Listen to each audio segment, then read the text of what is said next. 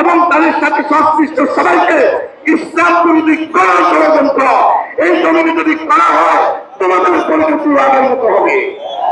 আল্লাহ আমাদেরকে দিন ইমান রক্ষা করার তৌফিক দান করে।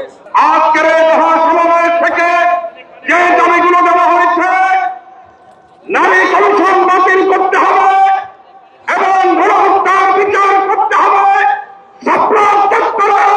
সেই গণহত্যার বিচার করতে হবে এবং হেফাজতে ইসলামের মতবিরোধী আন্দোলন সহ সকল অনৈক্যের বিরুদ্ধে মিথ্যা মামলা প্রত্যাহার করতে হবে।